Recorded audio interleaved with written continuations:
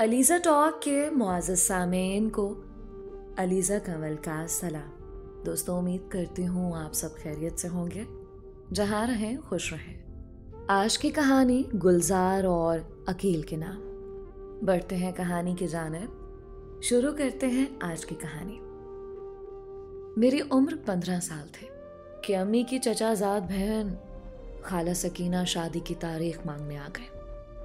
अम्मी ने कहा, बहना अभी तो मेरे गुलजार कमसिन है, 1-2 साल ठहर जाओ, तब तक हम जहेज भी बना लेंगे। खाला कहने लगी, मेरा घर भी तेरा घर है, ये यहाँ रहे कि वहाँ रहे, खाला माँ की जगह होती है, तुझे किस बात की फिक्र है सोनी। रही जहेज की बात तो तू उसकी फिक्र ना कर, तेरी बेटी का जहेज हम बना कर देंगे। आखिर तो जहेज हमारे घर ही आना है। अम्मी ने लाख मना किया मगर वो ना मानी। यूं हाँ करना पड़े।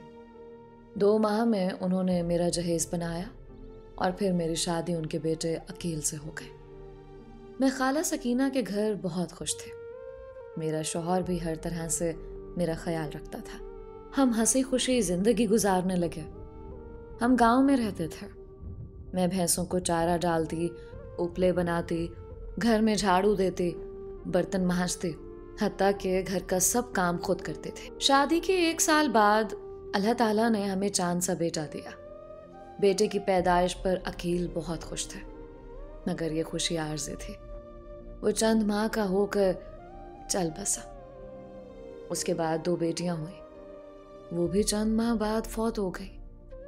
उसके बाद 7 बरस तक मैं दोबारा औलाद की खुशी ना देख सके। इस पर मेरे शौहर के रिश्तेदारों ने कहा कि तुम्हारी बीवी को 18 की बीमारी है, उसे औलाद नहीं होगी, और हुई तो जिएगी नहीं। कब तक औलाद की खुशी की आस में तुम वक्त गंवाओगे? बेहतर है कि दूसरी शादी कर लो। लोगों के कहने सुनने से अकील दूसरी शादी पर आमादा हो गए। मुझसे कहा, मैं तुमको भी अपने साथ रखूंगा और पहले से ज्यादा प्यार और इज्जत दूंगा। तुम मुझे दूसरी शादी की इजाजत दे दो। मेरा जीना मरना शौहर के साथ था, सो मरता क्या ना करता। उनको दूसरी शादी की इजाजत दे दी कि मेरी इज्जत इसी में थी। अगर मेरे वावेला करने के बावजूद वो दूसरी को ब्याह कर घर ले आते तो भी मैं क्या कर सकती थी। अकील ने अपने वादे का पास निभाया और दूसरी बीवी को मुझ पर फौकियत न दी। मुझे पहले की तरह इज्जत और प्यार दिया, कभी किसी शय की कमी ना आने दी। जेवर, कपड़े, जो शय भी उसे ला कर देते, बिल्कुल वैसे ही मेरे लिए लाते। मेरी सौतन सुमेरा मेरी मामूजाद बहन भी थे, इसलिए हम में कोई झगड़ा ना होता था। हम बिल्कुल बहनों की तरह रहने लगे। 1 साल बीत गया। अब सुमेरा को बुखार रहने लगा, जो उसके लिए जानलेवा साबित हुआ, और वो चंद दिनों के अंदर अंदर चल बसे। मेरे शौहर को उसकी मौत का बहुत सदमा हुआ। ना जाने वो कैसे बहक गए।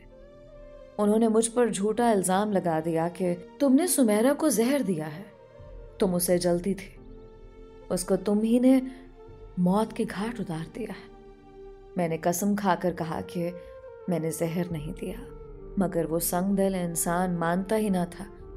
उसने लोगों से भी कहना शुरू कर दिया कि गुलजार ने सुमेरा को जहर देकर मार दिया है। वो शख्स जो मेरे साथ हमेशा हुस्ने सुलूक से रहा था, अब छोटी सी बात पर मारने को दौड़ता। कौन सा जुल्म था जो उसने मुझ पर ना किया हो? गोया अजल ने जो जुल्म उस पर ढाया था, उसका बदला वो मुझसे ले रहा था। जैसे सुमेरा के बगैर घर में मेरा वजूद अच्छा न लगता था। अब मुझे एहसास हुआ कि सुमेरा से उसकी दुनिया खुशनुमा थे। मुझसे तो वो इसलिए प्यार मोहब्बत करता था कि घर का सुकून बरकरार रहे। मैं शौहर को गमज़दा जानकर उसकी ये बदसलूकी हमेशा सहते रहे कि सुमेरा की मौत का सदमा रफ्ता रफ्ता कम हो जाएगा तो अकील फिर से नॉर्मल हो जाएंगे। यूं 5 साल गुजर गए। एक दिन मेरे भाई का खत आया, अम्मी बीमार हैं, उनको देखने आ जाओ। मैं जाने के लिए तैयार हुई तो मेरे शौहर ने मुझे कोई भी चीज़ साथ ना ले जाने दी। मैंने जो 3 कपड़े पहने हुए थे उन्हीं में खामोशी से मैं के चली आई। बस कानों में सोने की बालियां थीं। अम्मी सख्त अलील थी। मेरे मैके आने से 4 रोज बाद वो चल बसी। अब्बा तो साल पहले ही वफात पा चुके थे। अब इस भरी दुनिया में सिर्फ एक भाई रह गया था। कुछ अरसा बाद मेरी दूसरी खाला फौत हो गई। वो उसी गांव में रहती थी जहां मेरे शौहर का घर था। खाला की वफात पर हम गांव गए। अकील भी वफात वाले घर आए हुए थे क्योंकि उनके छोटे भाई के साथ मेरी उस खाला की शादी हुई थी जो फौत हो गई थी। मरहुमा खाला का घर मेरे देवर ही का घर था। मेरे भाई ने अकील से कहा कि तुम मेरी बहन को अपने घर ले जाओ। तब उन्होंने जवाब दिया कि मैं उसे अपने पास नहीं रखूंगा। मुझे इस पर एतबार नहीं है। जो मेरी दूसरी बीवी को जहर देकर मार सकती है वो मुझे भी जहर दे देगी। मेरा भाई खामोश हो गया। तब मेरी दूसरी खाला मुझे अपने घर ले गई। जब अकील मेरे भाई से ये बातें कह रहा था तब मेरा देवर उसकी बातें सुन रहा था। उसे अफसोस हुआ और उसने अपने भाई से कहा कि ठीक है, तुम अगर उसे तलाक दोगे तो मैं उसे सहारा दूंगा। देवर ने मेरे भाई से भी यही बात कही कि सफदर भाई, आप फिक्र मत करें। अगर बड़ा भाई गुलजार को नहीं रखेगा और तलाक देगा तो मैं उसे निकाह कर लूंगा। जलील मेरा खालू था और देवर भी। तो मैंने कहा कि अकील मुझे तलाक दे भी दे तो मैं आपके साथ निकाह नहीं करूंगी। मेरे आपके साथ जो रिश्ते हैं वही बरकरार रहेंगे। आप मुझ पर तरस ना खाओ। मेरे मुस्तकबिल का अल्लाह मालिक है। भाई के पास अब कोई चारा ना था। वो मुझे अपने साथ वापस मैके ले आया। मेरे मैके जाने के बाद अकील ने तीसरी शादी कर ली, जो इस शर्त पर हुई कि लड़की वालों ने कह दिया था कि अकील साहब अपनी मौजूदा बीवी को तलाक दो, फिर हम लड़की देंगे। इधर मुझे तलाक हुई, उधर अकील ने तीसरी बीवी को घर लाकर अपना नगर फिर से आबाद कर लिया। उसके बाद वो नई दुल्हन के हमराह हज पर चला गया। मेरा कोई घर न रहा था। भाई ने तो पनाह दी मगर भाभी ना चाहती थी कि मैं उनके घर पर रहूं। बीवी के तेवर देखकर भाई ने एक रोज समझाया कि बहन, अब तुम अपना घर बसा लो, ये ज्यादा अच्छा होगा। दूसरी शादी करके इज्जत से अपने घर की हो जाओगे, वरना मेरी बीवी हर वक्त तुमको नौकरानी बनाकर जिल्लत से हमकिनार करती रहेगी। भाई को बेबस पाकर मैंने उनसे कह दिया कि अब आप ही मेरे वारिस हो। जो मेरे बारे में बेहतर समझो वही करो। मुझको आपका हर हुक्म मंजूर है। तभी उन्होंने मेरा निकाह अपने एक दोस्त से करवा दिया जिसकी बीवी वफात पा चुके थे। सभी मर्द बुरे नहीं होते। एक बार किस्मत खोटी हुई मगर इस बार अल्लाह ने रहम कर दिया और बकिया जिंदगी का अच्छा साथी मिल गया।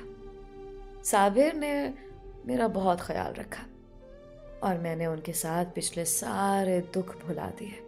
साबिर बहुत आला ज़र्फ है। मुझे उनके घर में रत्ती भर तकलीफ नहीं है। मैं उनके साथ बहुत खुश हूँ। मेरी सास बिल्कुल माँ जैसे शफीक है। वो बेहद प्यार करने वाली खातून है। लगता है कि सगी माँ खोई तो एक बार फिर मुझे मेरी माँ मिल गई।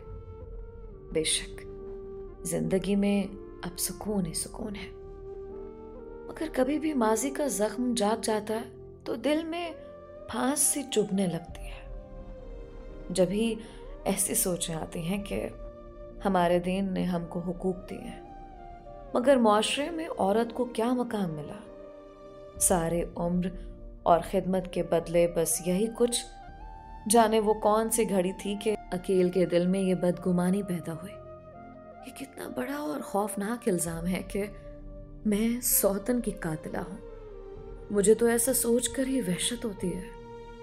इन सोचों को जो मुझे जलाती हैं आंसू बहाकर मिटाने की कोशिश कर देती हूँ, लेकिन माजी तो एक ऐसा अजाब है जो कभी भी आपके गुजरे दिनों की यादों को छेड़कर सोए दर्द जगा देता है। दोस्तों, ये थी आज की कहानी। कोशिश कीजिए कि अपने जहनों में बदगुमानियों को जगह मत दें। आप सबके प्यार और सपोर्ट का बेहद शुक्रिया। आज का स्पेशल थैंक्स मिस्टर जीशान का, जो कि इंडिया से बिलोंग करते हैं, और मिस फातिमा का, जो कि कोयटा पाकिस्तान से बिलोंग करते हैं। अगर आपने अभी तक हमारे चैनल को सब्सक्राइब नहीं किया तो अभी सब्सक्राइब कर लें, क्योंकि यही आपकी हमारे लिए मोटिवेशन होती है। अपना और अपनों का बहुत ख्याल रखें। अलीज़ा कंवल को इजाज़त दीजिए और मुझे बहुत सारी दुआओं में याद रखें। अल्लाह हम सबका हामी और नासिर रहे।